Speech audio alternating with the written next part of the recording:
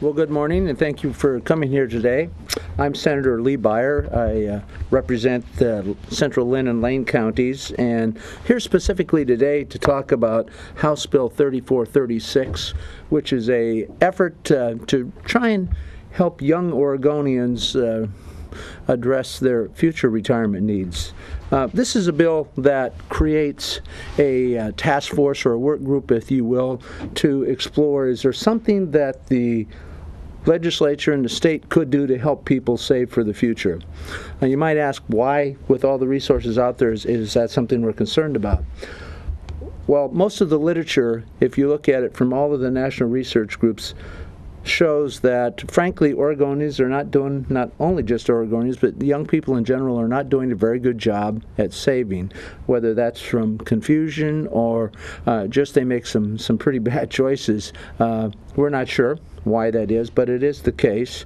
And I became particularly concerned about that, not for people my age, but for the young people, because is what's happened differently than when I was in my 20s or 30s. Most employers had pension plans that help people save for the future of their employees. Well, those have pretty much gone almost into non-existence. And while we've had a lot of debate about PERS, the other side of that story is there aren't very many options out there for young people, or they're not very good at it anyway. So as I was thinking about it, and frankly I was looking at the returns that the Oregon Investment Council has been making lately, and I started looking at my own private plans, I was going, geez, you know, others are, the investment council is doing a whole lot better than I am, and is there something that we could do without damaging the state's credit rating or any of those things, endangering those in general, to provide an opportunity for people? And the answer to that is we don't know. But we ought to take a look at it. We have the opportunity. If you look at the success of the Oregon Investment Council, essentially, I mean, they've been consistently over 10%. There are very few mutual funds or other private investments that have done that well, and frankly most people's own, and I can look at that in my own personal stuff, have not done that well. So this is an opportunity to take a look. It's not a decision. That's not what we're after. It's the opportunity to bring some people in who are very smart about this stuff, working with the state treasurer, and take a look and say, is there a way we can do that? So that's essentially the core of the idea. This is a bill, 3436, that has already come out of committee. It's passed the House floor, and it's, I believe it's on the President's desk in the Senate right now. So it's having a little stickiness problem at this point. You know, it needs to be prodded loose a little bit. We think this is a great opportunity for Oregonians. We'd like to take a look and hope that can go forward. So we hope that we'll do that in these final days of the sessions, or we'll spring that bill, and we'll provide the opportunity to provide other choices for Oregonians that might help create opportunities for them in the future, and most importantly, cut the demands for public services as well into the future. So with that, I'll turn it over to Representative. Thank you, Senator. I'm Representative Jules Bailey. I have the honor of representing inner southeast and northeast Portland, particularly the kind of community that this bill is intended to address. Because the problem is clear. The state and national statistics are staggering. The National Institute for Retirement Security recently released a study showing that the median retirement account balance is $3,000 for all working age households and $12,000 for near retirement households. And the reasons for the retirement deficit are complex, but the need for a solution is clear. And just as Oregon led the nation in addressing the health care crisis, we have the opportunity in this bill to lead the nation in addressing the retirement crisis. When the session began, Oregon was one of 6 states, including Maryland, Maine, Illinois, Indiana, and Connecticut, that were considering legislation this year to address the national retirement insecurity crisis. In each one of those other states, the national big business lobby flew in and successfully pressured state legislators to kill the bills.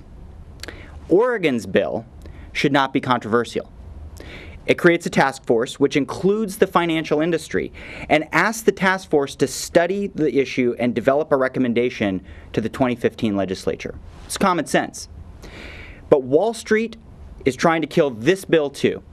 and in many cases using the exact same talking points they used in other states, just photocopied.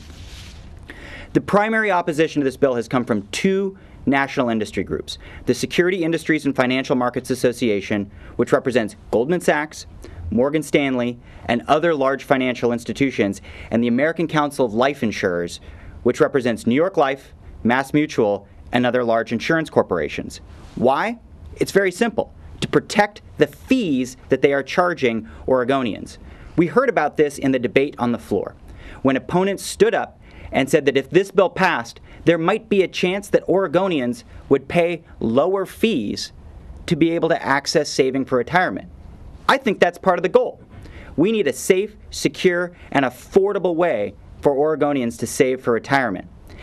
Local businesses are with us. They recognize this importance. And even the local affiliates of some of those large national trade groups are okay with this bill. It's time we stand up to Wall Street and to those big national players and say, here in Oregon, we deserve a Main Street solution, and we deserve an Oregon solution to this problem. I'd now like to introduce Joyce DeMonin, Interim State Director of AARP Oregon, which is a member of the Retirement and Reach Coalition. Thank you. Thank you. I'm Joyce DeMonin, Interim Director, State Director of AARP Oregon, and we have about 500,000 members in Oregon, and I really want to wholeheartedly endorse what Representative Bailey and Senator Beyer have talked about this morning. This is a real crisis in our state, and we can do something about it. AARP for years, one of our main principles has been retirement security. Retirement security, retirement security. So about half of our members are retired, and we're seeing more and more of them retire into poverty or being very poor. And we all know that the retirement system has shifted, and all of the security for workers has shifted too. It's like a playing field that you can't quite get a grip on anymore. So we just recently did a survey that showed that 70% of voters want the legislature to look at this and to do something about it. That 1 in 6 Oregonians aged 45 to 64 have $5,000 or less in retirement savings. This is a real problem. This is a huge problem for the individual, but it's a huge problem for all of us, because just imagine how that's going to impact Main Street, how it's going to impact local services, how it's going to impact state services. We see seniors retiring into poverty. What's that going to mean for our budgets? What's that going to mean for their quality of life? And I think one thing is clear. We all want the opportunity for a safe, affordable, secure retirement. That's part of the American dream. That's something everybody wants, everybody aspires to. We may not want to quit working too early. We may want to work a little longer. We may not get to work longer. But when we quit working, we don't want to worry that we can't make it from month to month or day to day, that we're making choices between health care and food. So we wholeheartedly support this issue. This is an issue our national team and our management team and our volunteer board of directors is solidly behind, and we're in it for the long term. We're in it for Oregon.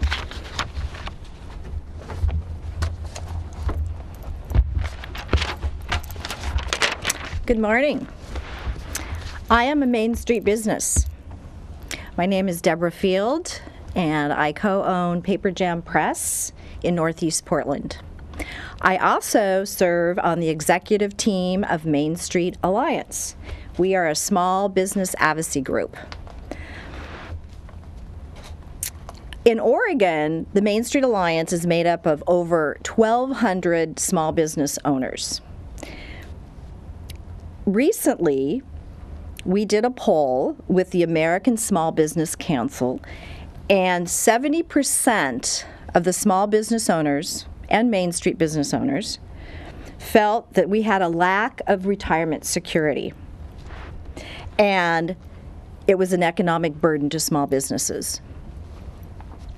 So, a reasonable approach that we feel as Main Street businesses is to look into establishing a way that Oregonians can safely and securely, those are those key words again, put dollars away for their retirement in addition to Social Security. And let me tell you a quick little story here about that. Just recently, 2 weeks ago, I was going into Whole Foods Market to buy lunch, and there was an elderly woman out front, well-dressed. She came up to me and asked for money, and I was sort of surprised.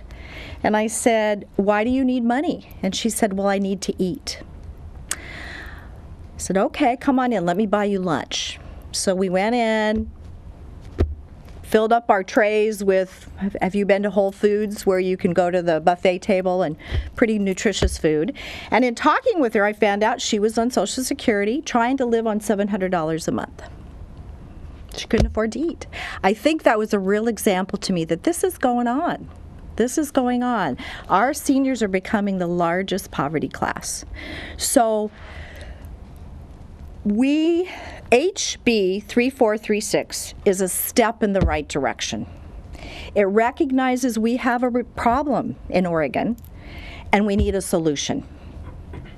So let's really hear the 70% of the business owners that are saying, yes, it's a problem. We want to be part of it. And remember, not of the problem, but of the solution.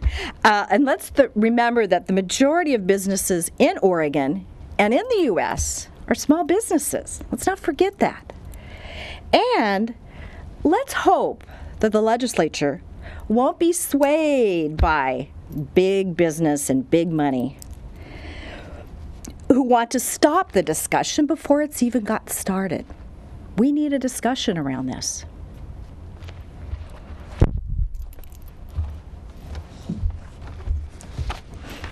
Hi, my name is Lily Hogue. I'm the Policy Director for Family Forward Oregon. We advocate on economic security issues for women and families in Oregon. So what we know is that 80% of the poorest retirees in Oregon are women. And in fact, motherhood is the leading predictor of poverty in old age. And the causes are very clear. There's a persistent wage gap. There's a motherhood penalty for taking time out of the workforce to care for the young, the elderly, and older family members. Without pay and being unable to earn Social Security credits, women are likely to retire into poverty. What we know is that women retire at often 70% of the savings that men do, and this is an issue because they are the most likely to work in jobs that do not have employer-sponsored benefit programs. So we, of course, support HB 3436, and we have heard that insurance companies claim that this bill will be costly to the state and to Oregon employers. We know that's not true.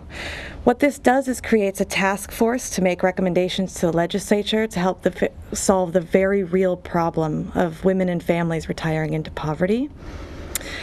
We need some practical solutions. Individuals should, again, have access to safe and secure ways to save, and they should have an understanding of where they're putting their money and what they're going to get when they do retire.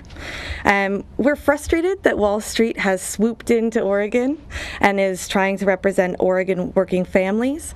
What we know is that working families want safe and secure access to retirement savings. Thank you. We'd be happy to take questions. So, you mentioned that the bill has a sticking problem. What's the? It's passed the House, and all you're doing is trying to set up a task force. Why is it having so much trouble in the Senate? Well, I think the representative made the comments about that. There's obviously some opposition to the bill, and as you get into the later days, it's kind of giving the president some assurance that the bill has a chance of moving and doesn't conflict with other things. I think to amplify the Senator's point, there's been, I think, a fair amount of misinformation here that we're cutting through in these final days. There's been wild claims made that somehow this was going to provide some sort of mandate on businesses. It specifically says in the bill that it cannot provide that.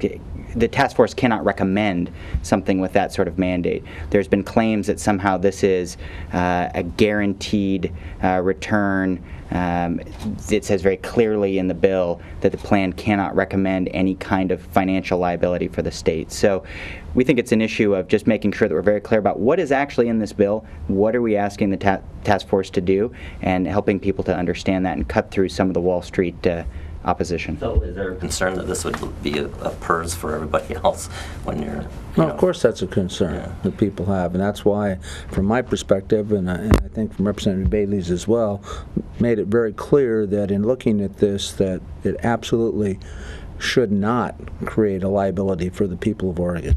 And cannot, under the language of the bill. Under the definition, it cannot. I'm sorry, I should know more about it, but did the bill start off as something other than a task force and then get changed to a task force, or has it always been set up a task force to recommend to the 2015? It's always been a task force of sorts. It was originally called a board, the Oregon Retirement Savings Board. I think there was some confusion about whether or not that board would have sort of task force-like powers where it was making a recommendation back to the legislature versus whether it was some sort of a body that could automatically establish something. We decided to clarify that intent in the amendments and change the name to a task force. So it was very clear to everybody, hey, this is a group of experts that's going to come together, develop a plan, make a recommendation back to the legislature, and go away. But the bottom line goal is to eventually allow people who don't otherwise have some other job-based retirement plan to contribute money to a program that gets invested by the Oregon Investment Council. We don't know that yet. We don't know yet what the recommendation is going to be. The goal is to get a recommendation back from the task force that will increase retirement security for Oregonians. Whether that is invested in a fund through the OIC, whether that's like a 529 college savings plan that's contracted out, whether that's some sort of exchange where people can go on and easily access private plans that are out there. We don't know yet what the task force is going to recommend. And actually, in the bill, it's very explicit that we ask them to consider a wide range of potential options. So that might be one recommendation. It might not be. This is something that we've worked closely with Treasurer Wheeler on, and he's very interested in this and sees it as a big problem that we ought to take a look at. There are no known answers to it. There's a lot of concepts out there. So say, how do we get at this and try and get ahead of the problem, quite frankly. Great. Thank you very much. Thank you very much.